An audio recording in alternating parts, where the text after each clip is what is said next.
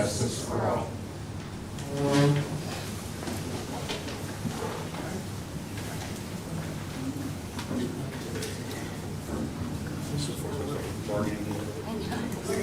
Yep, we'll start with the bargaining public hearing. Call to order, motion to open meeting. Dan, or Mike? Thank you. Dan? Do you want to speak on that? You can go eight. You might got any questions or anything? All in favor? Aye. Hearing to receive public input, I'm sorry. No. Hearing to receive public input on discussion and bargaining items prior to any formal bargaining. Yeah, so basically outside there in the public, you guys got any questions, comments, concerns?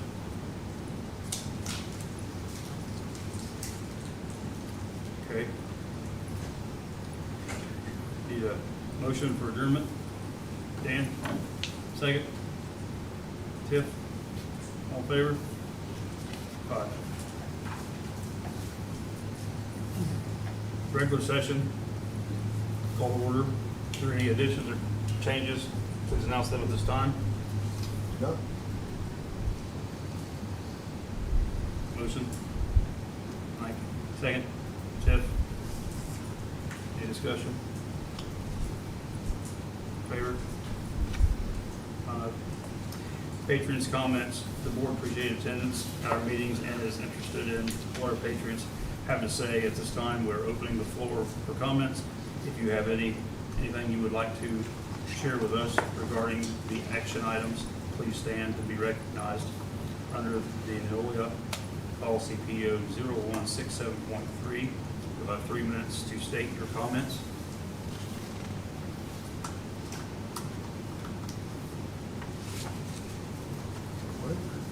All right. Principal Advisory Group report. I'll just introduce, this year we've got a group of 7 students who kind of are meeting with me, not kind of, they're meeting with me once a month at 7:15 in the morning. Believe it or not, they are all there on time.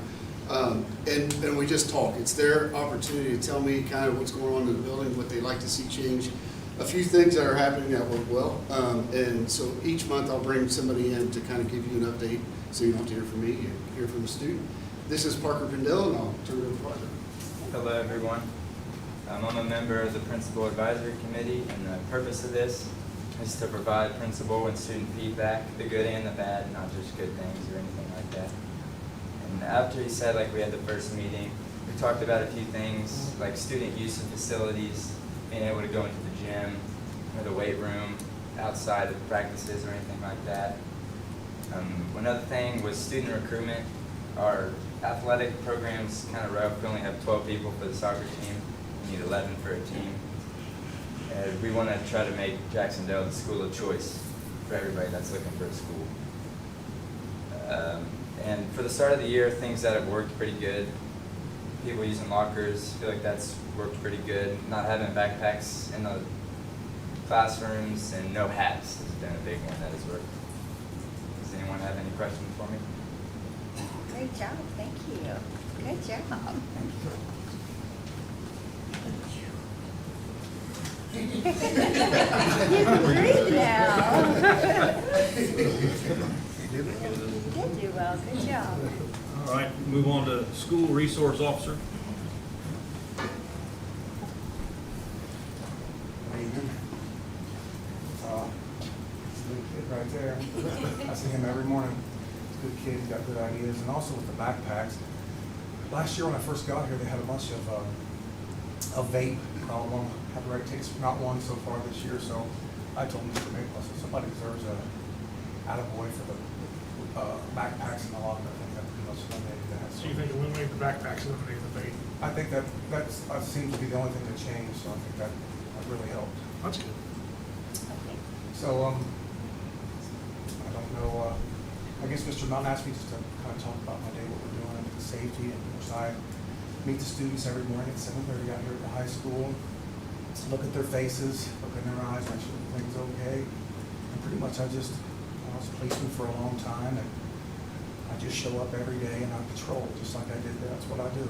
It's pretty much what I do. I think that's the best safety for the school, is just be here every day and patrol. Make yourself known, talk to people, engage with students, engage with teachers, administrators. And in terms of the technical part, me and Mr. Maple got together and we've talking about prioritizing language in an emergency, where everybody knows exactly what hold means, what lockdown. Everybody knows exactly what to do, who to call, how to get it out, how parents are going to get contacted, so on and so on and so on. They're really being proactive on that.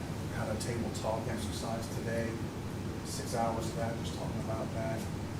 And the lady involved, she didn't really give answers, she just gave questions. And then everybody talked amongst each other and kind of figured it out. So I think it was really good.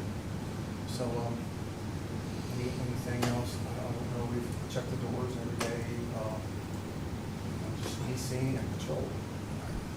Just some of the things that we've also, because we met right before school, trying to get the SRO more involved as far as day-to-day protocol, some of the safety grants and things that we're trying to obtain. He's kind of taken over some of those things. There's a county-wide task force that meets, I think it's once a quarter, right? That so Batesville, Southern, Milan, us that talk about just safety and what's going on, and he's a big part of that. So. Yep, just trying to kind of ramp up things and expectations and make sure we're covering things for the students and staff.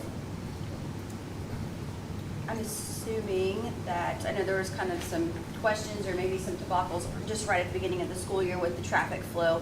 I mean, I've had some emails from Mr. Melton that things are moving more smoothly, so it sounds like everyone's working diligently towards that to keep that. The first 2-day bugs, Yeah. they seem to have got worked out. I don't think it was quite the catastrophe that if.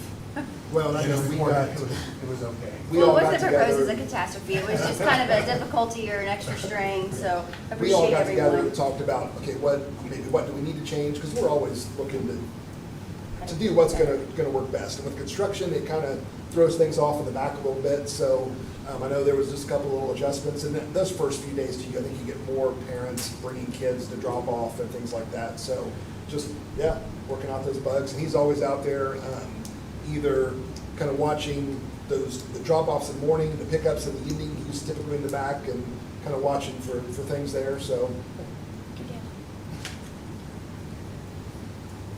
that's good.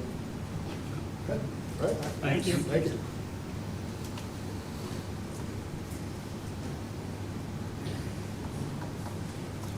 Start on our action items.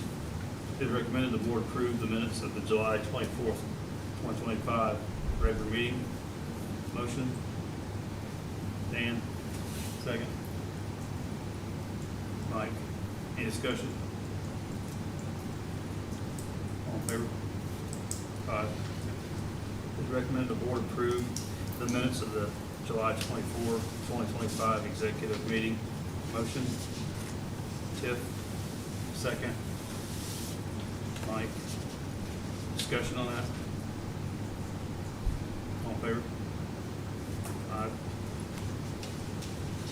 Recommended the board approve payroll and other claims for August 2025. Motion, Tiff, second. Dan, discussion? All in favor? Aye.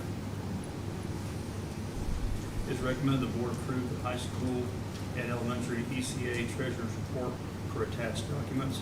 Motion? Deb, second. Deb, discussion? All in favor? Five.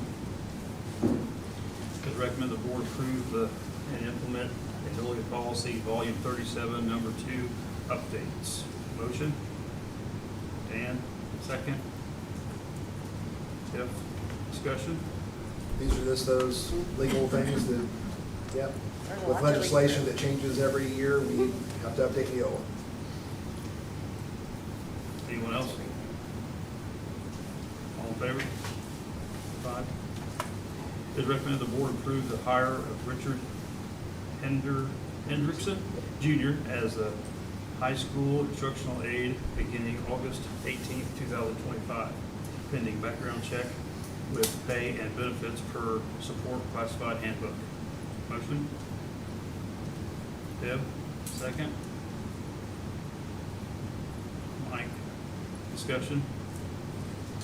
I know Matt may be able to explain a little bit more, but I think we've got a pretty good one here. He worked for years at Marsh, is that correct? And then does a lot with his church and groups and volunteers. And I know, I think Dr. Maple was pretty excited. He actually kind of reached out to me. He's like, hey, I think we just snagged a real good one here after the interview. So I think actually going back to get his teaching degree as well. So someone who's looking to help and get involved in schools and students and, yep. Good. Any other discussion? All in favor? Aye. It is recommended the board approve the hire of Crystal Dickman as custodian, retroact to August 6th, 2025, pay and benefits per support classified handbook. Motion? Jeff, second. Mike, discussion? All in favor? Fine. It is recommended the board approve the hire of Jalen Tomlin as custodian, retroact to August the 1st, 2025, with pay and benefits per the support classified handbook. Motion? Dan, second.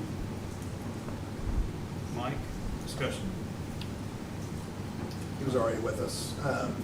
So with, he was filling in, but we figured with some of the stuff getting done, we're gonna try it out and see, get a little extra help in here and kind of play things by ear to see how it goes with the new field house opening up, here in a few months and things like that. So I think he's been doing a good job for us.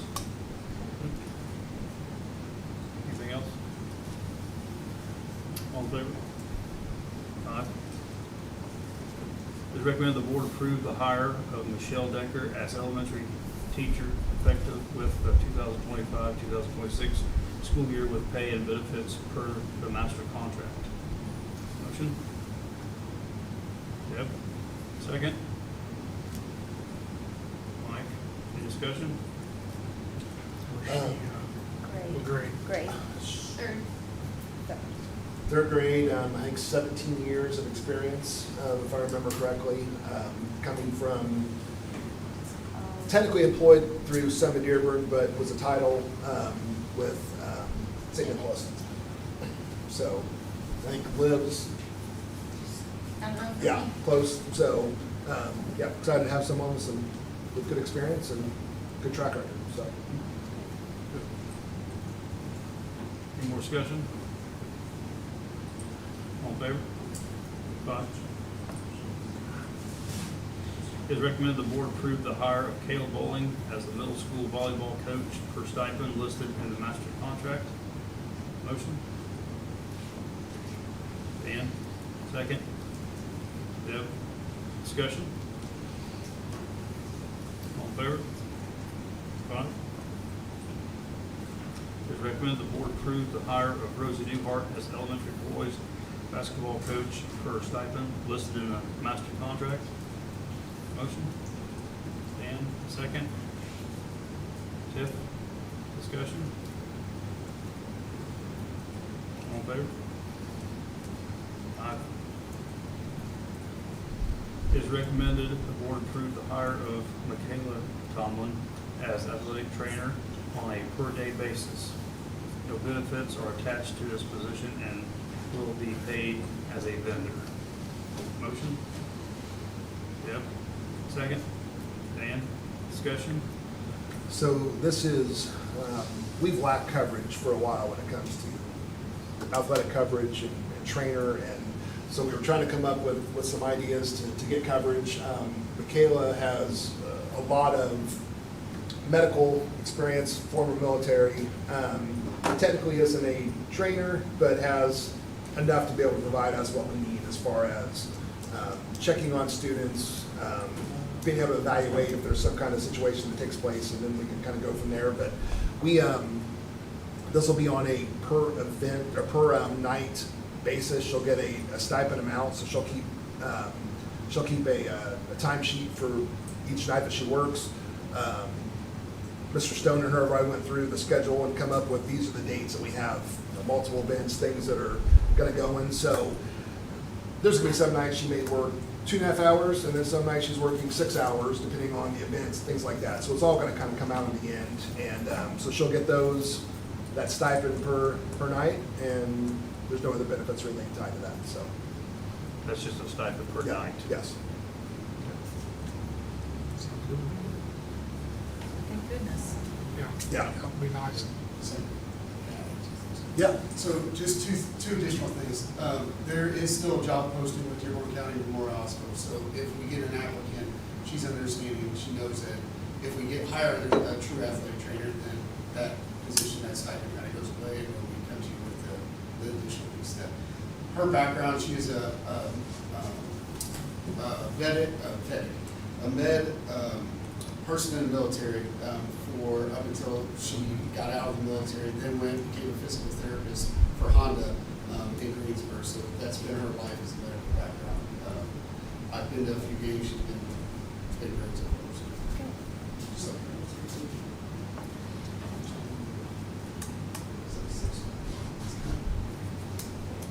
Okay. All right. Any further discussion? All in favor? 5. Just some information, Rachel Spurlock for the resignation as an elementary teacher, and now we'll move into the superintendent report. Just a few things. One thing we want to celebrate tonight is, so everyone in the state, school-wise, received their IRE scores for last year, over, from the spring to the summer things, and we had a 95.9% pass rate, which is fantastic. We were at 87% 3 years ago, so that number is ticking up. And just another little fun fact, and I know that, listen, we're competitive. I want to be Milan and South Ripley and everybody, and they're all the same lane, but we also try and help each other out. So just a fun fact that in Ripley County, only 11 students did not pass IRE. And I think we were kind of celebrating that as superintendents, that you hear talk from the state, or like, oh, small schools, we need to consolidate, or we need to, and it's kind of like, take a look at what's really going on at these kind of schools. And I'll put our scores up against anybody, especially corporations that are countywide, or when we kind of compared, we're right up there at the top of the state. So that's exciting. So kudos to Mrs. Budd and all the staff, and that's a good thing. So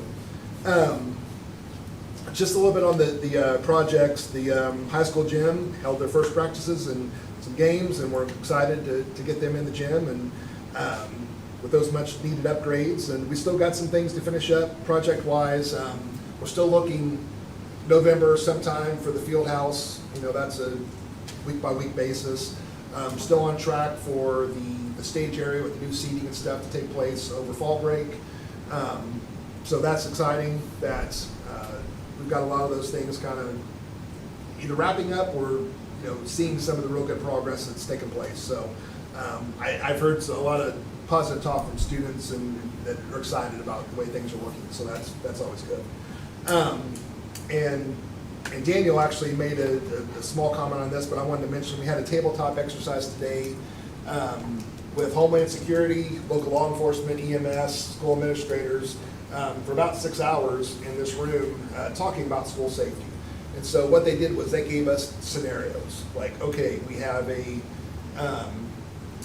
situation in the office where someone's threatening, or maybe it's an active shooter. We went through, okay, what does that look like for us? What does it look like for the Ripley County Sheriffs or EMS or things like that? So it was really good to go through and get a better understanding of what they're looking for us to do, or maybe what we're looking for them to do. And I know that just without quoting the person, specifically, but we had a couple that said this is by far the most that's been done in the county from a school standpoint on safety. So we're excited about that, and we want to continue to.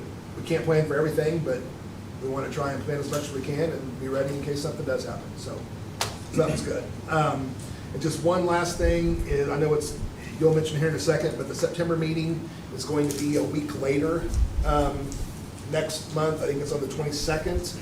That's just because we have the fall superintendent and school board conference going on in Indy that Monday night and things like that, so we moved it back to the 22nd. So that's all I've got. All right.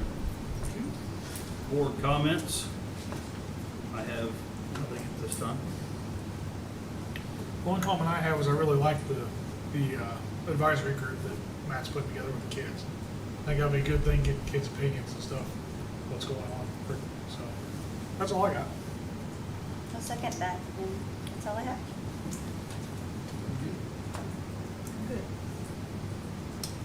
Okay. So let's go to the next meeting.